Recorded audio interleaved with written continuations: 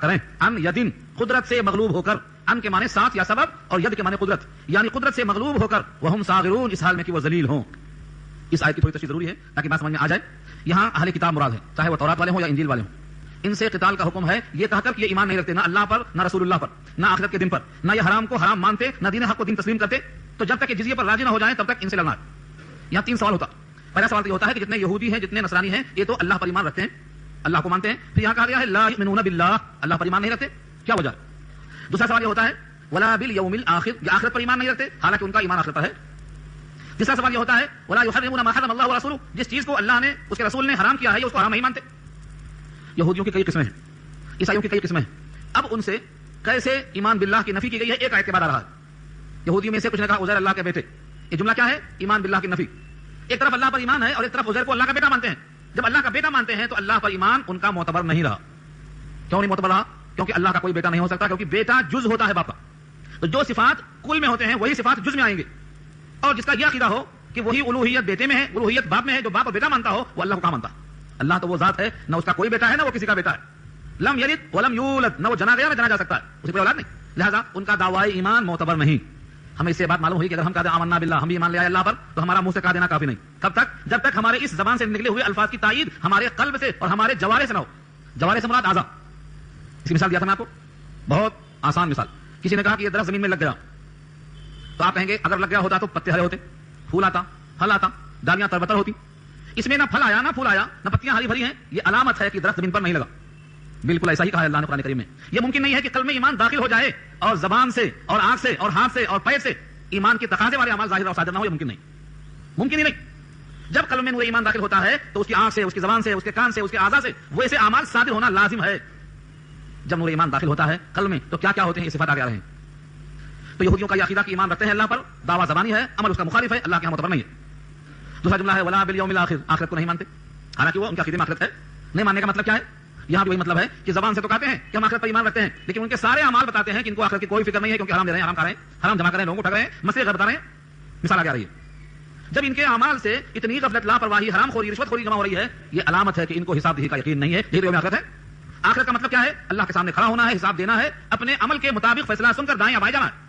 ان کو اگر فکر ہوتی تو فکر آخرت تو بہت بڑی چیز ہے. جس بندے کو فکر آخرت مل گئی اس کو سب کچھ مل گیا. فکر آخرت بہت بڑی چیز ہے. اکبر نے شعر کہا تھا، اس میں بہت سی باتیں نکلتی ہیں مگر مجھے پورا سنا ہے. اکبر کے اس شعر کا وہ حصہ سنانا ہے جس میں اس نے کہا ہے کہ فکر آخرت بڑی چیز ہے. اتنا ہی چار سنیے غور سے، باقی چھوڑ دے سکتے. ہے دل روشن، ہے دل روشن مثال دیوبند، اور ندوہ ہے زبان ہوش مند. اب علی گڑھ کی بھی تم تشبیہ لو، ایک معزز پیٹ بس اس کو کہو، پیٹ کی بھی فکر کرنی ہے عزیز، لیک فکر آخرت ہے اصل چیز. اکبر نے کہا یہ لیک فکر آخرت ہے اصل چیز. سب کی فکر کرو لیکن سب پہ حاوی ہو آخرت کی فکر، کیونکہ یہاں کوئی سپورٹر نہیں ملے گا آپ کا ایمان اور آپ کا عمل یہی ساتھ دینے والا ہے. تو ان لوگوں نے دنیا داری اتنی کی ہے کہ ان کے دنیا داری کے عمل کو دیکھ کر اللہ کا فیصلہ یہ ہو رہا ہے کہ ان کا آخرت پر ایمان نہیں ہے. زبان سے ایمان ہے کہنا کافی نہیں جب تک عمل اس کی تائید نہ کرے.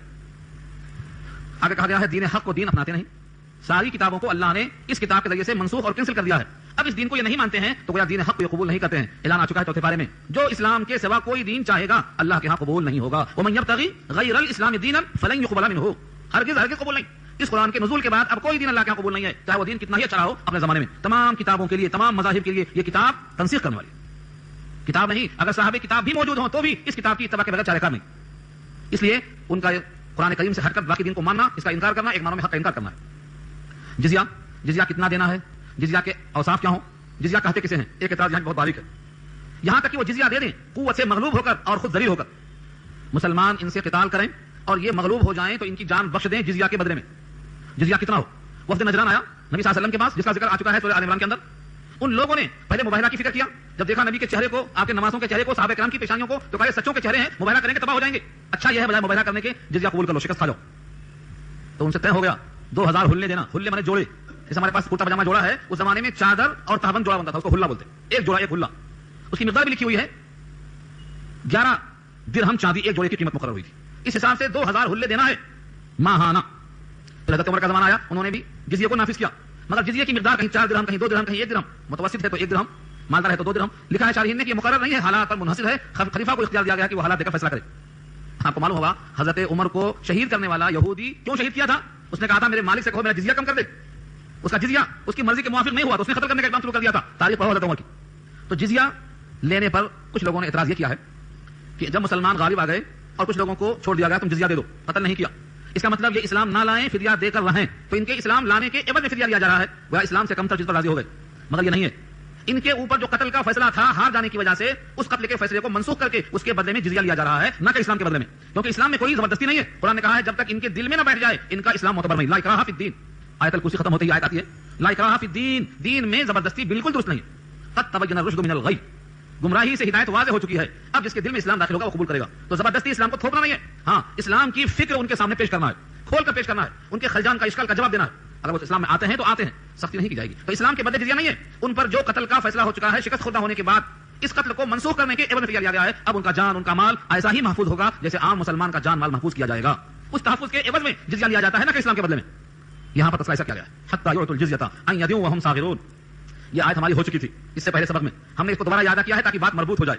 اب دیکھو یہاں سے نیا رکو شروع ہوتا ہے کہ یہود عزیر کو ابن اللہ کہتے ہیں اور نصارہ مسیح کو ابن اللہ کہتے ہیں. بالکل اردو ہے ایسا معلوم ہوتا ہے, ذرا توجہ کر لیے تو عربی کے الفاظ بالکل سادے, تھوڑا سا توجہ کر لیں تو معلوم ہوتا ہے کہ اردو پڑھ رہے ہیں آپ. کیوں؟ اکثر و بیشتر الفاظ آپ اردو میں بولتے ہیں. یہود یہاں بھی ہے, یہود آپ بھی بولتے ہیں. حضرت عزیر اردو میں بولتے ہیں, یہاں بھی عزیر ہے. ابن کے معنی بیٹا اردو میں بولتے ہیں, یہاں بھی لفظ ابن ہے. اللہ آپ اس میں ذات جانتے ہیں, یہاں بھی لفظ اللہ موجود ہے. کیا کون سا لفظ ہے یہاں پر؟ وقالت اليهود عزیر ابن اللہ, صرف ایک لفظ قالت ہے جو ورب ہے, یہی آپ کے واسطے نیا ہے, اس کو یاد کر لیجیے ختم. اور کہا یہود نے عزیر ابن اللہ ہیں. وقالت النصارى, اور نصارہ نے کہا مسیح ابن اللہ ہیں. بالکل واضح, آج بھی نصارہ کا عقیدہ ہے کہ وہ مسیح کو ابن اللہ کہتے ہیں. اس پر بحث پیش آ چکی ہے آل عمران میں کہ عیسیٰ کی مثال آدم کی طرح ہے. اگر بغیر باپ کے پیدا ہونے کی وجہ سے وہ اللہ کے بیٹے ہیں تو پھر آدم اللہ کے بیٹے کیوں نہیں ہیں؟ وہاں تو باپ بھی نہیں ماں بھی نہیں. در حقیقت کہ ان کو دھوکہ لگا. ایک تو یہودیوں کو دھوکہ لگا, وہ کہتے ہیں کہ زانیہ کے بیٹے ہیں, نعوذ باللہ من ذالک, ان کا عقیدہ یہ ہے. ایک فرقہ یہ کہتا ہے ابن زانیہ کہتا ہے, اور یہ فرقہ غلو کر کے ان کو اللہ کا بیٹا کہتا ہے. یہ دونوں غلو کر رہے ہیں. یہودی کہتے ہیں عیسیٰ کو سولی چڑھا دی گئی, اور اس عقیدے کو عیسائی بھی تسلیم کرتے ہیں. یہ صلیب ہے گلے میں نشان اسی کی علامت ہے, سولی چڑھا دی گئی. اور اگر ان کا یہ عقیدہ نہ ہوتا اور یہ ٹائی اور صلیب اس کی علامت نہ ہوتی تو قرآن نے اتنی شدت سے انکار کیوں کیا؟ وما قتلوه وما صلبوه ولكن شبه لهم. نہ ان کو قتل کیا لوگوں نے, نہ ان کو سولی پر چڑھایا لوگوں نے, لیکن ان پر معاملہ مشتبہ ہو گیا. وما قتلوه وما صلبوه ولكن شبه لهم, مشتبہ ہو گیا. پھر کہاں گیا کہ وہ کمرے میں سے کہاں غائب ہو گئے؟ بل رفعه الله الیہ, اللہ نے اپنی طرف اٹھا لیا ان کو. قادیانی اس پر بھی اعتراض کرتے ہیں کہ اللہ کو تم نے اوپر محدود کر دیا, اللہ تو ہر جگہ ہے. یہ الگ بات ہو جاتی. اللہ تو ہر جگہ ہے, اللہ ہر جگہ ہے, لیکن اس نے قرآن میں اپنے لیے اشارہ کیا ہے الرحمن علی العرش استوى, رحمان مستوی عرش ہے. اس لیے زبان عزت پہ ہی ہے کہ اللہ اوپر ہے, اوپر والا رحم کرے. زبان عزت کیوں ہے؟ یہ پہلے اللہ نے پیدا کیا, پھر عرش پہ مستوی ہو گیا. فی ستۃ ایام ثم استوى علی العرش. تو اللہ تعالیٰ مستوی عرش ہے, لیکن وہاں پر نہ محدود ہے نہ معلق ہے, وہاں ہوتے ہوئے ہر جگہ موجود ہے. وہاں اس کو محدود کرنا, اس کو کرسی پر مستوی ماننا, اس کو جسم ماننا, یہ سب عقیدہ باطل ہے. اللہ عرش پہ ہے اپنی شان کے مطابق, اس کی وسیع کرسی اتنی ہے جس میں ساتوں زمین ساتوں آسمان سما جائیں. آیت الکرسی میں لفظ ہے وسیع کرسی السماوات والارض, اس کی کرسی میں وسعت آسمانوں کی بھی ہے زمین کی بھی ہے, لہذا وہ محدود نہیں ہے. اور یہی جملہ اللہ نے کہا ہے سورہ الزخرف آیت 83 کے اندر, وهو الذی فی السماء الہ وفی الارض الہ وهو الحکیم العلیم. وہ اللہ وہی اللہ جو آسمان میں ہے, وہی اللہ زمین میں. تو اللہ تعالیٰ کو محدود کرنا بھی غلط, معلق ماننا بھی غلط, اور اس کے عرش پر ہونے کا انکار کرنا بھی غلط. تو اللہ نے اپنی طرف بلا لیا ہے حضرت عیسیٰ کو, اور یہ ہمارا عقیدہ ہے کہ وہ قرب قیامت میں اتریں گے, اور جتنے دنیا میں ہوں گے سب ان پر ایمان لائیں گے. لَيُؤْمِنَنَّ بِهِ قبل موته, ان کے مرنے سے پہلے سب ایمان لائیں گے. اللہ کا اعلان کیا اللہ نے, کوئی بچے گا نہیں, کچا اور پکا کوئی مکان باقی نہیں بچے گا جہاں اسلام داخل نہ ہو جائے. یہ وعدہ کیا اللہ نے اس آیت کے اندر. تو خیر یہاں یہ بحث نہیں ہے, بحث پیچھے گزر چکی ہے, میں اس کا یاد کر رہا ہوں تاکہ بات سمجھ میں آ جائے کہ عزیر کو اللہ کا بیٹا یہودی کہتے تھے. کیوں کہتے تھے؟ عزیر تورات کے ماہر تھے, تورات کے حافظ تھے. یہ قرآن کا معجزہ جو آپ نے دیکھا رمضان میں, چھوٹا بچہ بھی حافظ, بچی بھی حافظ, بوڑھا بھی حافظ, جوان بھی حافظ. دنیا کی کوئی کتاب نہیں ہے جس کتاب کے اتنے حافظ ہوں. اور یہ مت سمجھو کہ یہ بچے کی کرامت ہے, نہیں, یہ قرآن کا معجزہ ہے. آپ اسی بچے کو دوسری کتاب یاد کر سنا دے, نہیں سنا سکتا. میں بھی حافظ ہوں, میں بھی دوسری کتاب حفظ نہیں کر سکتا, اور جتنے بھی حافظ ہیں ان کو میرا چیلنج ہے, دنیا کی کوئی کتاب ایسا کر کے حفظ دکھا دیں, کوئی حافظ نہیں کر سکتا. تو یہ انسان کی کرامت نہیں ہے, یہ قرآن کا معجزہ ہے. قرآن کو اللہ نے یاد کرنے کے لائق بنایا ہے, تب یاد کر لیتا ہے چھوٹا بچہ, ورنہ یاد نہیں کر سکتا. وَلَقَدْ يَسَّرْنَا الْقُرْآنَ لِلذِّكْرِ فَهَلْ مِن مُدَّكِرٍ, ہم نے قرآن کو آسان بنایا ہے یاد کرنے کے لیے. للذکر کے معنی ہوتا ہے نصیحت قبول کرنا, لیکن بعض شارحین نے ترجمہ کیا ہے حفظ کرنا, ترجمہ ہو سکتا ہے اس کا. تو اللہ نے بنایا اس کو ایسا. تورات کے عزیر حافظ تھے, اس وجہ سے ان لوگوں نے عزیر کو خدا کا بیٹا کر دیا. اور کیا وجہ تھی؟ حضرت عزیر کے ساتھ ایک اور واقعہ پیش آیا تھا. وہ واقعہ بہت اہم ہے, طویل ہے. تیسرا پارہ سورہ بقرہ, چوتھے رکوع میں واقعہ مذکور ہے.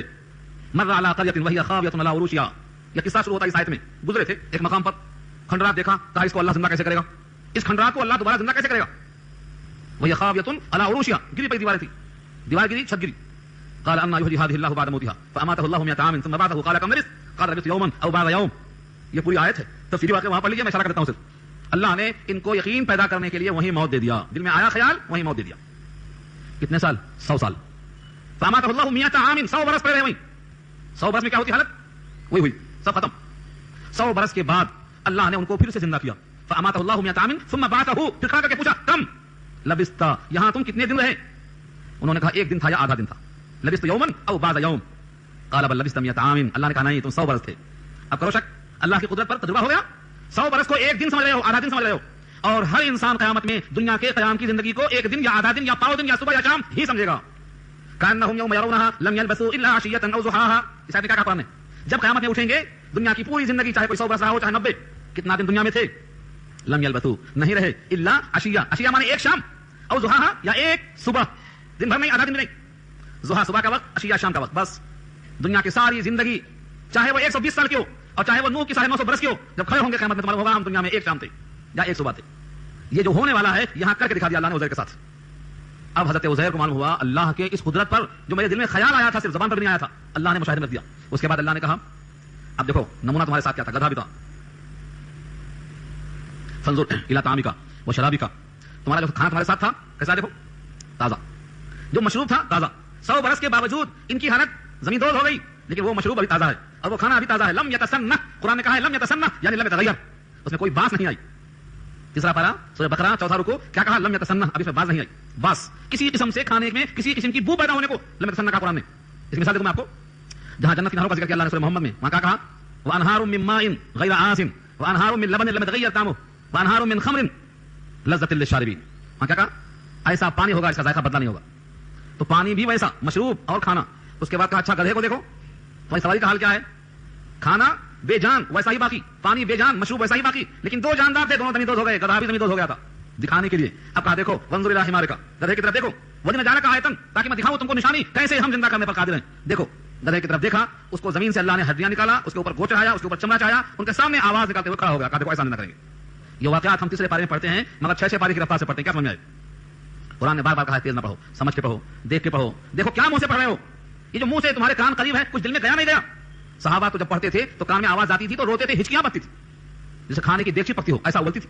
تو یہ آواز ہمیں کیوں نہیں آتی ہے؟ کیونکہ ہم سمجھ کر پڑھنے کا فیصلہ نہیں کر سکے آج تک, کوشش ہی نہیں کی ہم نے. ایسا نہیں ہے کہ ہمارا دماغ کمزور ہے, نہیں, ہم نے کوشش ہی نہیں کی اس طرف. ہمیں صرف ثواب چاہیے, ہمیں ہدایت, اس کے اندر حکام حرام ہے کہ حلال, اس کی طرف توجہ ہی نہیں ہوئی. مفتی صاحب سے پوچھ لیں گے ختم, کیا ضرورت ہے؟ جیسے ہندوؤں کے یہاں پنڈت جی سے پوچھتے ہیں, برہمن جی سے. وہ آدمی جو زندگی بھر قرآن کریم کی طرف سے غافل رہا, اس کی مثال میں دیتا ہوں. جیسے کوئی اندھا آدمی کسی آنکھ والے کا ہاتھ پکڑ لے اور چلتا جائے اس کے ساتھ, وہ کہے یہاں گڑھا ہے تو گڑھا سمجھ لینا, پاؤں اٹھا لینا, یہاں پتھر ہے ٹھوکر لگنے والی ہے, یہاں سیڑھی ہے بس سیڑھی سمجھ کر پاؤں اٹھا لینا. ایسے اندھے کی طرح ہے وہ شخص جو قرآن کریم کی طرف جان بوجھ کر محنت نہیں کر رہا ہے. اور یہ قرآن نے واضح کیا ہے کہ اندھا اور آنکھ والا دونوں برابر نہیں ہوتے.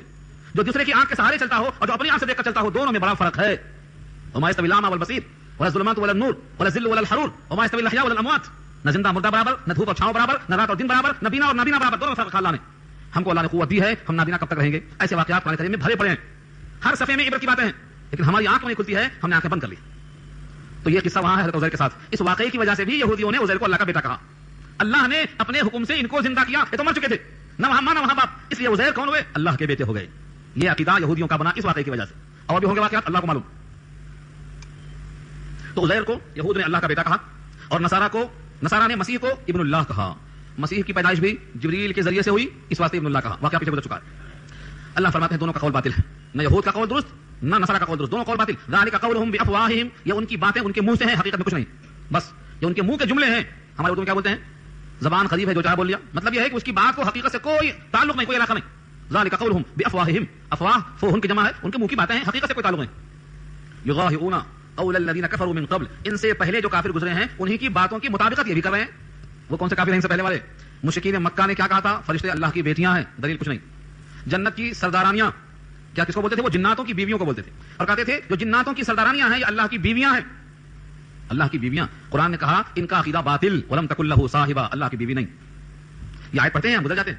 وجعلوا له شرکاء الجن وخلقوا له بنین وبنات بغیر علم سبحانہ وتعالی عما یشرکون. نہ اللہ تعالیٰ کی طرف فرشتوں کو بیٹیاں کہا کر منسوب کرنا, جناتوں کو بیویاں کہا کر منسوب کرنا, ان دونوں کو بیٹا کہنا, یہ سب باطل. یہ ان کے قول مشابہ ہیں ان کے. کیا کہا اللہ نے؟ قاتلہم اللہ, اللہ انہیں ہلاک کرے. جملہ بددعائیہ ہے, اللہ تو ہلاک کرے گا ہی, یہاں لکھا کیوں, کس کے واسطے؟ قاتلہم اللہ, تاکہ جب مومن اس آیت سے گزرے تو اس کے دل میں وہی شدت پیدا ہو کہ ان لوگوں نے اللہ کے جلال کو دعوت دی ہے, انہوں نے اللہ کی شان میں گستاخانہ کلمات کہے ہیں, لہذا ان سے ہم قریب نہیں ہو سکتے. قاتلہم اللہ, جب ہم کہیں تو اسی شدت کے ساتھ کہیں, اسی غیظ و غضب کا اظہار کرتے ہوئے کہیں. قاتلہم اللہ, قاتل اگرچہ ماضی ہے لیکن جملہ بددعائیہ کہلاتا ہے. قاتلہم اللہ, اللہ انہیں ہلاک کرے. انا یوفکون, کدھر جا رہے ہیں, کہاں جا رہے ہیں؟ کدھر بھٹک رہے ہیں؟ اللہ کی الوہیت سے واقف نہیں، اللہ کے صفات خاصہ سے واقف نہیں، اللہ کے صفات لازمہ سے واقف نہیں. اور میں بڑی معذرت کے ساتھ عرض کرتا ہوں، اگر قریدا جائے تو ہم میں سے بہت سے مسلمانوں کو بھی نہیں معلوم. وہ اللہ کے اوپر ایمان رکھتے ہیں، ایمان بالغیب، لیکن کیسے ایمان رکھتے ہیں، کیا کیا صفات اللہ کے تسلیم کرتے ہیں اور کیا کیا صفات کا انکار کرتے ہیں، کسی کو پتہ نہیں ہے. بس ابا مسلمان ہم بھی مسلمان، اماں مسلمان ہم بھی مسلمان. ہم پر بھی لازم ہے. اللہ کے 99 نام ہیں، اللہ کی بہت صفتیں ہیں، لیکن 7 صفتیں اللہ کی ہیں جو 7 صفات کمالیہ کہلاتی ہیں. ان کو صفات ذاتیہ بھی کہا جاتا ہے. یہ اللہ سے منفک یعنی جدا نہیں ہو سکتی. اللہ کی صفتوں میں سے 99 صفتیں ہیں. وللہ الاسماء الحسنى فادعوه بها. بہت اللہ کے نام ہے، کسی نام سے پکار لو، ایما تدعو، جو نام سے چاہے پکار لو. لیکن اللہ کی 7 صفات کمالیہ جو صفات ذاتیہ کہلاتی ہیں، ان کو اللہ سے متصل ماننا ہے، اللہ سے منفک اور جدا نہیں ہو سکتی. مثلا صفت علم، صفت علم، اللہ کی صفت ہے علم، اللہ علیم ہے. اللہ کی ذات سے اللہ کا علم جدا نہیں ہو سکتا. جہاں اس کی ذات وہاں اس کا صفت علم ہونا لازم. مثلا حیات ہے، حیات، اللہ لا الہ الا هو الحی القیوم. الحی حیات، حیات اللہ کی صفت لازمہ اور ذاتیہ ہے. اگر حیات کو اللہ سے جدا کر دیں گے تو بے حیات ہونا لازم آئے گا، یہ ممکن نہیں ہے. تو اللہ کی ذات اللہ کی حیات سے متصل ہے، جدا نہیں ہو سکتی. اللہ کا علم اللہ کی ذات سے متصل ہے، جدا نہیں ہو سکتا. اللہ کی قدرت اللہ کی ذات سے متصل ہے، جدا نہیں ہو سکتی. تو جب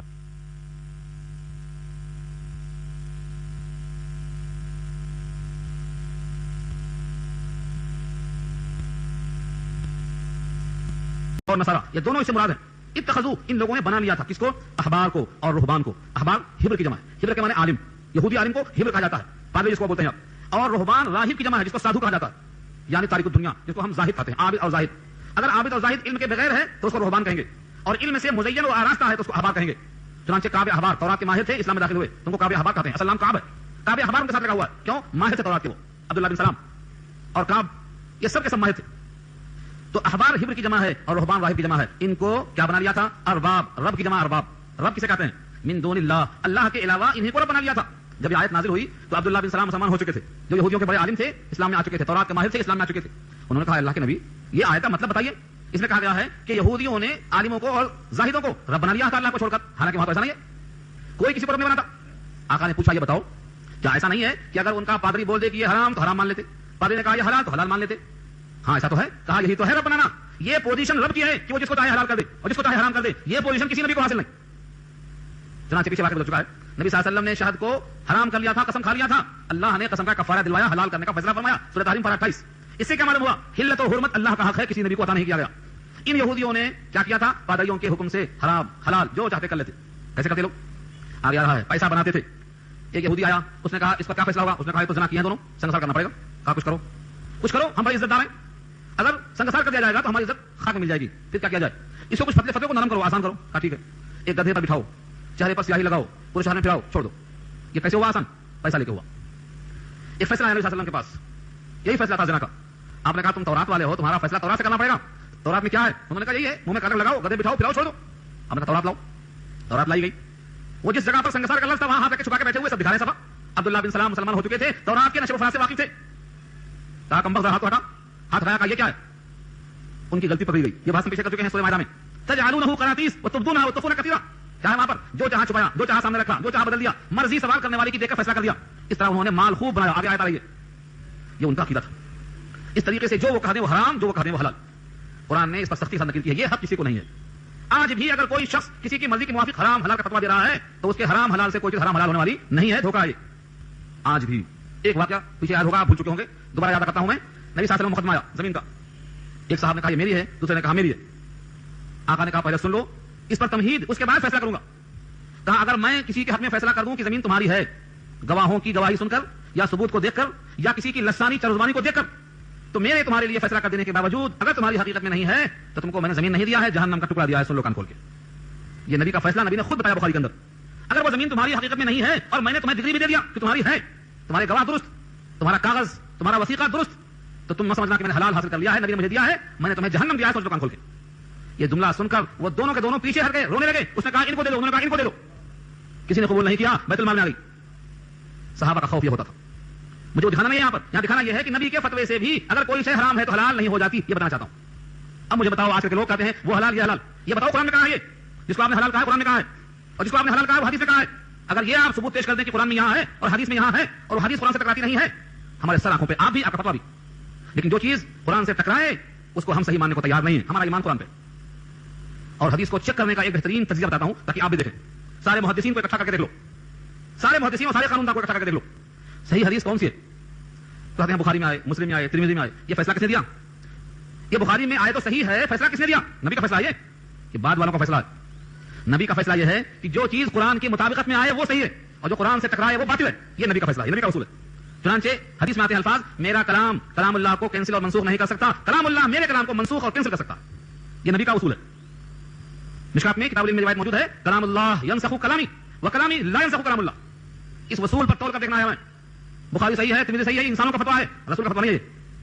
لیکن ان محدثین نے بھی جو بنایا ہے فیصلہ کرنے کا اصول, وہ بھی یہی ہے کہ حدیث کو چیک کرو, اگر وہ قرآن سے ٹکراتی ہے تو اس کو منکر کہا ہے, تسلیم نہیں. ان کے یہاں بھی ہے, کسی صحیح حدیث سے ٹکراتی ہے, منکر ہے وہ حدیث, تسلیم نہیں. تو پہلے ہمیں دیکھنا پڑے گا کسی کا فتویٰ ہو قرآن سے ٹکراتا ہے تو وہ مردود فتویٰ, کسی کا بھی فتویٰ ہو قرآن سے ٹکراتا ہوا فتویٰ ناقابل قبول. یہودیوں کا یہ عقیدہ تھا کہ وہ اپنی مرضی کے موافق پیسہ دے کر فتویٰ لے لیا کرتے تھے. اس وجہ سے ان کو کہا گیا ہے کہ یہودیوں نے رب بنا لیا تھا, کس کو؟ اپنے پادریوں کو. یہ ہے اس کا منظور. والمسیح ابن مریم, اور مسیح ابن مریم کو انہوں نے معبود بنا لیا تھا. وما امروا الا ليعبدوا الها واحدا, حالانکہ حکم نہیں دیے گئے تھے مگر تاکہ وہ عبادت کریں ایک معبود کی. یعنی مسیح ابن مریم بھی یہی حکم دیے گئے تھے کہ وہ ایک معبود کی اطاعت کریں. چنانچہ کہا انہوں نے الہنا و الہکم واحد, تمہارا میرا معبود ایک ہے, تم بھی اور میں بھی دونوں کا ایک ہی پیدا کرنے والا ہے. الہنا و الہکم واحد, لا الہ الا ہو, نہیں ہے کوئی معبود مگر وہی, سبحانہ, پاک ہے اس کی ذات, اما یشرکون, ان تمام عیوب سے جو لوگ شریک کرتے ہیں, یا ان تمام ذات کی پارٹنرشپ سے وہ پاک ذات ہے جس کو شریک بتلاتے ہیں. ان یہودیوں نے چاہا تھا کہ قرآن کریم کا جو نور ہے اس کو دبا دیا جائے, بجھا دیا جائے. یریدون ان یطفئوا نور اللہ, چاہتے تھے وہ کہ بجھا دیں اللہ کے نور کو بافواہہم, اپنے منہ سے. جو اردو میں شعر پڑھتے ہیں نا, پھونکوں سے یہ چراغ بجھایا نہ جائے گا, اسی آیت کا ترجمہ ہے, اسی آیت کا, پھونکوں سے یہ چراغ بجھایا نہ جائے گا. ان کا خیال کیا تھا, ایک پیغمبر ہیں, کوئی اولاد نہیں ہے, انہیں قتل کر دو, قصہ ختم. قتل کرنے کا پروگرام بنا کر گھر پر پہنچ بھی گئے. ہر قبیلے کا ایک بہادر نکلیں گے, صبح صاف کر دیں گے. لیکن وہ سب کے سب کھڑے تھے اور سب کے سروں پر خاک ڈالتے ہوئے تشریف لے گئے. آپ کسی کو خبر تک نہ ہوئی, کھڑے ہیں سب, بیٹھے ہوئے تھے, سو گئے ہوں گے نہیں, کھڑے ہیں تلوار لے کے, ان کے سروں پر خاک ڈالتے ہوئے. وجعلنا من بین ایدیہم سدا ومن خلفہم سدا فاغشیناہم فہم لا یبصرون. یہ آیت زبان پر تھی اور سب اندھے کھڑے رہے. اللہ کا نور بجھا نہیں سکتے. وہ چاہتے تھے اسلام مٹا دیں. آج بھی ان کی یہی سازش ہے کہ اسلام مٹا دیں. اسلام مٹنے کو نہیں آیا ہے. اسلام ایسا سورج ہے, اس پر جو تھوکے گا اس کا تھوک اس کے منہ پہ گرے گا, وہ ذلیل اور خوار ہوگا, حسرت دنیا اور آخرت کا مصداق ہوگا, اس پر اللہ کا غضب اور اللہ کا عتاب ہوگا.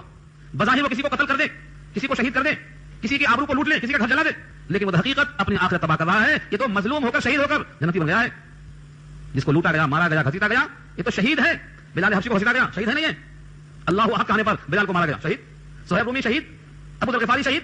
یہ لوگوں کو مارا گیا, گھسیٹا گیا, تپایا گیا. آج وہی اسلام پھر بنیاد بنا کر ستایا جا رہا ہے, مارا جا رہا ہے. ایک انسان کو آخر کیوں مار رہا ہے؟ یہ بھی انسان, وہ بھی انسان, دونوں کا خالق ایک, دونوں کا پیدا کرنے والا ایک, دونوں کے ماں باپ ایک, دونوں کا رشتہ نسب جا کر آدم میں ایک ملتا ہے, تو ایک باپ کی اولاد ہے. اتنا کیوں اندر سے جنم ہے؟ یہ خود انسان نہیں ہے, انسان کی شکل میں بھیڑیے اور درندے. انہیں خبر نہیں کہ ہم انسان ہیں. ان کا ہمارا ایک رشتہ ہے, ہمارا ان کا ایک باپ ہے, ہمارا ایک خالق ہے. کیسے؟ ان کی بھی دو آنکھیں, ہماری بھی دو آنکھیں. بنانے کی تمام شکلیں مشتبہ ہیں. اللہ نے ان کو پیدا کیا ہے, لیکن جب عقل ماری جاتی ہے تو آدمی کے کام نہیں کرتی. انسان کا دشمن ہے. کبھی سنتے تھے ایک کتا دوسرے کتے کو برداشت نہیں کرتا, ایک کتے کے ایریے میں دوسرا کتا آیا تو برداشت نہیں کرتا. یہ خبیث حالت آج انسانوں میں آ گئی ہے. وہ انسانوں کو برداشت نہیں کر رہا ہے. حالانکہ انسان کا تقاضا یہ ہے کہ آدمیت کا احترام کیا جائے, کم سے کم یہ آدم کی اولاد ہے. اسی وجہ سے سب کا گوشت ناپاک ہونے کی بنیاد پر حرام کیا گیا ہے. اس کا گوشت آدمیت کے اکرام کی وجہ سے حرام کیا گیا, آدمیت کا اکرام. لیکن آج ان کو ایسا پھینکا جا رہا ہے, ان کو حیثیت دے گئی. کوئی ہرن مار دیتا ہے تو اس میں مقدمہ, کتا مارتا ہے تو اس میں مقدمہ, بلی مارتا ہے تو اس میں مقدمہ, لیکن انسانوں کو مار کے پھینکنے والے پر کوئی پوچھنے والا نہیں. کیوں؟ آدمیت کا احترام ختم ہو چکا ہے. یہ فرمایا کہ ان کا تمام عقیدہ یہ تھا کہ بجھا دیں گے اللہ کے نور کو. یریدون, چاہتے تھے, ان یطفئوا, اطفاء کے معنی پھونک مارنا, بجھ جانا. نور اللہ, اللہ کا نور, اس سے مراد نور اللہ سے یا تو قرآن ہے یا تو صاحب قرآن ہے یا پھر نور ایمان ہے. بافواہہم, اپنے منہ کی بھوک سے. ویأبی اللہ, اور اللہ انکار کرتا ہے, الا ان یتم نورہ, مگر یہ کہ وہ پورا کر کے رہے گا اپنے نور کو. ولو کرہ الکافرون, اگرچہ کافروں کو یہ بات ناگوار ہو, کافروں کو کتنا ہی ناگوار ہو, نور پورا ہو کے رہے گا. هو الذی ارسل رسولہ بالہدی ودین الحق, وہی اللہ ہے جس نے بھیجا ہے اپنے رسول کو ہدایت دے کر. کیا چیز ہے وہ؟ قرآن. اللہ نے رسول کو کیا دے کر بھیجا ہے؟ ہدا, یعنی قرآن. اور وہی قرآن حضور ہم سب کو دے کر تشریف لے گئے, اور آخر میں اعلان بھی کیا, لن تضلوا ما تمسکتم بہما. یہ قرآن اور میری سنت, یہ دو چیزیں چھوڑ کے جا رہا ہوں, جب تک ان کو پکڑے رہو گے ہرگز گمراہ نہیں ہوگے. آج امت نے دونوں کو چھوڑ دیا ہے, نہ قرآن کو پڑھا نہ سنت کو دیکھا. سنت در حقیقت عملی مشق ہے اس قانون کی جو قرآن میں درج ہے. قرآن اور چیز نہیں ہے, سنت اور چیز نہیں ہے. سنت نام ہے حضور کی زندگی عملی, جو بالکل اس قانون کے مطابق ہے جو قرآن میں درج ہے. زندہ دیکھنا ہے تو آپ کا عمل دیکھ لو, لکھا دیکھنا ہے تو قرآن کھول کر دیکھ لو. یہ جناب عائشہ کی تصدیق ہے. کسی نے پوچھا نبی صلی اللہ علیہ وسلم کے عمل کیا تھے, نبی کے اخلاق کیا تھے. عائشہ نے پلٹ کے پوچھا کیا تم نے قرآن نہیں پڑھا؟ اس نے کہا پڑھا. تو کہا کانا خلقہ القرآن, آپ کے اخلاق تو قرآن ہی ہے, جو کچھ قرآن میں لکھا ہے وہی آپ نے کر کے دکھایا. روزہ لکھا ہے رکھ کے دکھایا, نماز لکھا ہے پڑھ کے دکھایا, حج لکھا ہے کر کے دکھایا, عمرہ لکھا ہے عمل مشق دکھایا, پڑوسی کے ساتھ سلوک کیسا ہو کر کے دکھایا, بیواؤں کے ساتھ رشتہ کیسا ہو نبھا کے دکھایا. اگر کوئی بیوہ عورت ساتھ بچے کو لاتی ہے تربیت کیسی ہو, ابو سلمہ کو پال کے دکھایا, ام سلمہ کے بیٹے کو. تو جو کچھ لکھا ہے قانون قرآن میں سب آپ نے کر کے دکھایا, قرآن سنت ہے. آج ہم نے قرآن کو بھی پڑھنا چھوڑ دیا, سنت کو بھی عمل کرنا چھوڑ دیا. کیوں چھوڑا؟ غفلت کی وجہ سے. غفلت اور اس کی بنیاد پر غربت, اور ان دونوں کا مجموعہ جہالت. بس تین چیز ہمارے پاس آ گئی آج, غربت, جہالت اور غفلت. یہ جہالت ختم ہوگی, علم آئے گا تو غفلت جائے گی, اور غفلت جائے گی تو غربت جائے گی. یہ تینوں لازم ملزوم ہیں. آج سے کوشش کرو ہم غفلت چھوڑیں گے اور جہالت چھوڑیں گے, اس کے بغیر کام نہیں بڑھے گا. اور جہالت دور ہوگی اسی کتاب سے, دوسری کوئی کتاب نہیں. کیا بتایا ہے پڑھنے کو آپ لوگ؟ لاہور دیکھیں گے یہاں کلاس شروع کریں گے باقاعدہ ہم پڑھانے کے لیے, جس کو شوق ہے ماشاءاللہ اللہ برکت دے. قرآن تجوید سے صحیح پڑھنا ہے. ساتھی ہمارے بابا بولتے ہیں قرآن تجوید سے صحیح پڑھنا ہے, یہ بھی مشورہ ہے. آپ سنا کے چلے گئے تو لوگ پڑھتے ہیں تو اسی مسیح کی طرح. قرآن تجوید سے پڑھانا ہے, سمجھ کر پڑھنا ہے. روزانہ ایک آیت نہیں صحیح, ہفتے میں ایک آیت صحیح, مہینے کو 4 آیتیں ہوں گی. عقیق سے لائی ہوئی ایک اونٹنی برابر ہوتی ہے ایک آیت کی. نبی نے ارشاد فرمایا تمہیں کون نہیں چاہتا وادی عقیق سے, ایک وادی کا نام تھا, وہاں سے بلا گناہ کے ایک اونٹنی روز مل جائے. کہا سب چاہتے ہیں, کہا ایک آیت پڑھنا اور سمجھنا اس ایک اونٹنی کے ملنے سے بہتر ہے. حضور نے مثال کیوں دی؟ تاکہ دل میں شوق پیدا ہو. نبی نے شوق پیدا کیا ہے قرآن سمجھنے کے لیے. یہ تو میں نے نمونہ پیش کیا ہے, بہت سی آیتیں بہت سی مثالیں ملیں گی آپ کو. نبی کی بھی خواہش تھی کہ میرے امتی قرآن کریم سے قریب ہو جائیں, اور یہ اللہ نے بھی بڑے انداز سے پیش کیا. لوگ قرآن کیوں نہیں پڑھتے؟ کیا دل پر کفر لگا ہے؟ یہ کس نے کہا؟ اللہ نے کہا. مطلب کیا ہے؟ ہم نے دل بنایا ہے سمجھنے کے لائق, کفر نہیں لگایا ہے, پھر بھی کیوں نہیں پڑھتے؟ آخر یہ میرا خط ہے, میرا کلام ہے, کیوں نہیں پڑھتے؟ تو زندگی کا جتنا حصہ باقی ہے لگا دینا اسے. تو دین حق سے مراد کیا ہے؟ قرآن اور سنت. اللہ نے رسول کو بھیجا ہدایت دے کر اور دین حق دے کر. ہدایت سے مراد قرآن ہے اور دین حق سے مراد سنت ہے, عملی مشق ہے. لیظہرہ علی الدین کلی, تاکہ وہ غالب کر دیں تمام دینوں پر جتنے دین ہیں اب تک. تورات والے, زبور والے, انجیل والے, سابی, مجوسی, آتش پرست, ہر ایک کے اوپر اس دین کو غالب کرنے کے واسطے بھیجا ہے. ولو کرہ المشرکون, اگرچہ مشرکین کو ناگواری ہو رہی ہے. مشرکین کو ناگواری ہوگی, اس ناگواری سے کوئی فرق نہیں پڑنے والا ہے. اپنا دین اللہ غالب کر کے رہیں گے. بات ہماری ابھی باقی ہے, وقت ہو گیا ہے. آگے ان یہودیوں نے جو لوگوں سے مال ناحق لیا تھا اور مال کو خزانہ بنایا تھا, زکات نہیں دیا تھا, بڑی شدید وعید آگے آ رہی ہے. انشاءاللہ آئندہ ہفتے میں اس آیت کے ضمن میں, آیت نمبر 34 اور 35 کے ضمن میں زکات کے مسائل بھی آئیں گے, زکات پر وعیدیں بھی آئیں گی, اور زکات کے وصول بھی آئیں گے, اور انشاءاللہ زکات کے بارے میں مکمل گفتگو. سورہ توبہ 10واں پارہ آیت نمبر 34 کی تلاوت ہوئی ہے. اس سے پہلی آیتوں میں تذکرہ یہ تھا کہ اللہ نے رسولوں کو بھیجا ہدایت کے ساتھ اور حق یعنی دین حق دے کر, تاکہ وہ اللہ کے اس دین کو تمام ادیان سابقہ اور باطلہ پر غالب کر دے, چاہے یہ بات مشرکوں کو ناگوار گزرے.